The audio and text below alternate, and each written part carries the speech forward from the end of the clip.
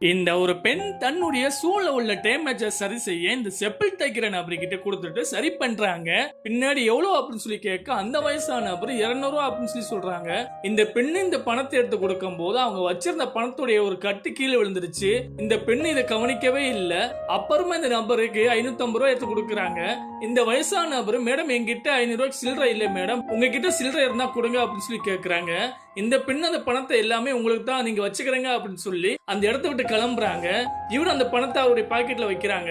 அப்படி வைக்கும் போது அந்த பெண் கீழே போட்ட பணத்தை பார்த்துட்டு அந்த மேடம் கீழே போட்டுட்டு போயிட்டாங்களா அப்படின்னு சொல்லி அந்த பணத்தை எடுத்துட்டு கொண்டு போறாங்க. இந்த பெண்ணு அவங்களுடைய தெரிஞ்சவங்க கிட்ட போன் பேசிட்டு நடந்து போறாங்க. இதையெல்லாம் மறைஞ்சு இருந்த ஒரு கிட்னாப்காரன் பார்த்துட்டே இருக்கான். இத கூட அந்த பெண் கவனிக்காம போன் பேசிட்டு வைக்கிறாங்க. அந்த நேரத்துல அந்த கிட்னாப்காரன் வந்து உங்கள்ட்ட இருக்கிற பணத்தை கொடுங்க அப்படின்னு சொல்லி மிரட்டுறான். இல்லன்னா உன சும்மா விட மாட்டான் அப்படின்னு சொல்றான். இந்த பெண்ணு என்னை விட்டுரு அப்படின்னு சொல்லி கேக்குறாங்க. இவனு அவங்களை விடாம என்ன செய்யறான்டா, அவளுடைய ஹேண்ட் பேக்கை வாங்கி செக் பண்றான். அதுல எதுவுமே இல்ல. உள்ள ஒரு பணம் கூட வைக்க மாட்டே அப்படின்னு சொல்லி அந்த பெண்ணு கிட்ட சொல்லிட்டு அந்த மொபைலை பறிச்சுட்டு ஓடி போறான். இவனும் உள்ள பணம் இருந்துச்சு அப்படின்னு சொல்லி இவங்க வாங்கி பாக்குறாங்க. உள்ள பணம் எதுவுமே இல்ல. வச்ச பணத்தை காணமே அப்படின்னு சொல்லி ஃபீல் பண்ணிட்டே இருக்காங்க. கடைசியா அண்ணன் இருக்கிற இடத்துக்கு போறாங்க. இவனு என்ன கவலையா வர்றா அப்படின்னு சொல்லி கேட்க உள்ள வச்ச பணத்தை காண அப்படின்னு சொல்லி சொல்றாங்க. அந்த நேரத்துல அந்த வயசான நபர் வந்து, மேடம் நான் உங்களை எவ்வளவு நேரம் தேடிட்டு வர்றேன்னு தெரியுமா அப்படின்னு சொல்லி கேக்குறாங்க. எதுக்கு என்ன தேடுறீங்க அப்படின்னு சொல்லி அந்த மேடம் சொல்றாங்க.